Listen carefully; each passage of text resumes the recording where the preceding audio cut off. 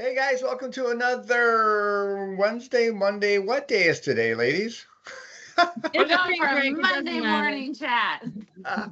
Absolutely, with Stephanie and Rozella. And look, they're in two different office locations today. That's kind of cool. Things are It is happening so indeed. much. They're just both parallel paths going forward, listing real estate, helping buyers, whatever you want them to do. They're ready for you. Right, ladies? Yep.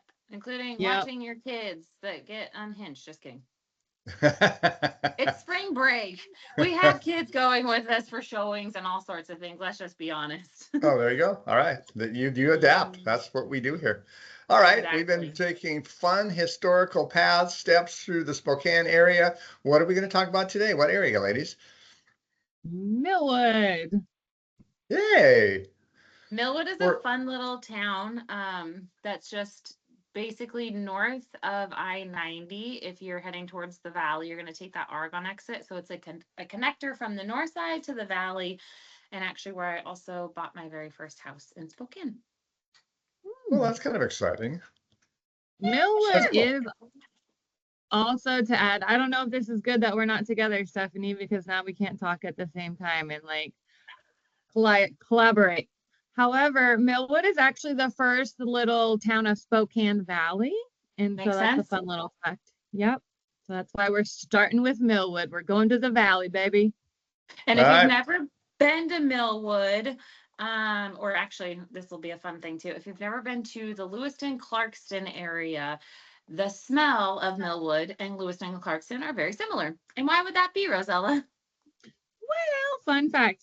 There is a paper company that is in Millwood. It's currently Inland Empire Paper Company. However, that paper company has been there since 1911. And that is kind of the center of Millwood. And it has a very unique smell to it. It's not like it's a bad smell. It just has the smell of the mill because it just is what it is. And so it's just funny because some people are like, what is that? And I'm like, it's just a paper mill. It'll come in the morning and then it rolls out by the afternoon. You're good. You'll be Fun fine. fact. And it's really not that bad either. I've been through there many It's really times. not. That's why I It's think not it's that so bad. funny because you always hear people whenever, they also, like I mentioned, the Lewiston Clarkston area was like, ah, that smell. I'm like, in comparison to what else is around there, and then same thing with Millwood in comparison to Yeah. what's around there, I think you get over it because it's really not Yeah. that big of a deal. But it's a good Because even what stable. kind of a familiar smell for the area, which is kind of comforting anyway when you live there. Exactly. Yes. And A it's such little a cute little nostalgia. quaint area. There's some coffee shops in there now. There's some like barber hairstylist stuff like that. Just a cute little established area that's right there in Millwood, right off of the river, which is kind of cool too. Mhm. All right. What are So some is fun this one of history? those, is this a walkable area like we've been talking about, or is what's close to it? Well, Millwood is a little bit, they do have like a city center where there are the older strips. And some of those buildings have actually been there since 1911 when the city started like to get established. When they put in the paper company, they also added some restaurants. There was a barber that's there that is still there. There was a general store. So on Argonne, you'll see a little strip along the way, and that will be some of the older ones. But the area is also actually residential as well. Yep. There's a couple of And what are schools the that are tucked in. prices? Sorry, Stephanie, go ahead. Oh, I was gonna say, there's also some schools that are tucked in there as well. But it's a really cute little desirable area for purchases. And reason being is because again, you get a lot of homes that have character to them. That's gonna be more of your average price point, which is coming in a little bit low. The Spokane average around 415. But the smallest one that they have in Millwood available right now is only 3-bedroom, 2-bathroom home for 415,000. Oh, right there. Yep. And then on the high end, because there's not actually a ton of room to develop, but there are some lots that are a little bit bigger. And so when they get subdivided down or platted out, they become really small lots. But those newer constructions, like the newest one that we have in Millwood available is a 2019 built home. That's going to be 3 bedrooms, 4 bathrooms, and that's coming in at $665,000. But it's also really close to right by that river. So, Oh, and the new, obviously, construction date plays the factor in that purchase price as well. does it have a But view of the river, or do you know? I think so. Yeah, it's right next to it. So That's I nice. don't know that you're going to be going down into the river from your property, but you can at least see it, which is really cool. And that particular part too, it's just a little east of Phelps Field. So you also oftentimes will get to see the small little planes that'll fly in and out as well, which is kind of cool. Yeah, absolutely. I will add too for the Millwood area, it's a lot of old farm. It was a farming community for a long time. And so you can still find lots out there that are going to be on the bigger side. Stephanie had touched on it like a bit ago of like the developers have come in and bought some of those bigger lots. Those bigger lots are still out there and they are more popular just because of some of the farmlands that had previously been out there. So when you say bigger lot, Rozella, how big is the lot that you might be able to purchase? For example, the low end price points that Stephanie talked about, the one that's listed at 415, that one's on a quarter acre lot out there, which is still a good size lot for quarter acre. You could put like a couple of like an ADU on there if you needed to. I had clients out there a few years ago that sold a property and they had half acre.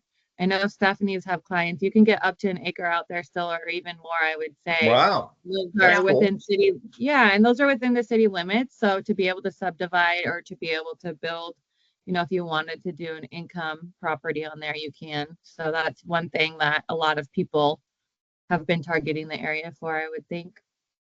And when you are putting doors on these lots, essentially, so like even if you get a smaller lot that's gonna be like your 0.15, you can, I think, put up to 4 doors on a lot that big. So you could put a 4-plex potentially. So that's where, again, yeah, the Spokane Valley kind of opened up their permitting basically for more doors because it's a desirable area. So if you were to find something in the Millwood area and you had a larger lot, there's a lot you could do with it or not do with it and hold on to it, which is kind of cool. Yeah. So, being an investor and a mortgage guy, that just alerts me to the fact, guys, if you're an investor and you purchase a lot and you put a 4-plex on it, you can sell that to an owner occupant with 5% down. They can buy a 4-unit property and use the other 3 units as potential income. I mean, it's a great way to get into a property for your first or second one. I will also add for anyone that's like, I'm not an investor, I'm just wanting to buy a single family residence. That area had housing, but in like World War II time, 1940s, is when it mainly boomed with its homes. So those are the character kind of style. If you're like, what kind of homes will I find? The ones during World War II, which were not always large homes, but they were pretty nice, livable homes, typically 3-bedroom, I would think. A lot of them have been updated to add second bathrooms. They'll have basements for the most part.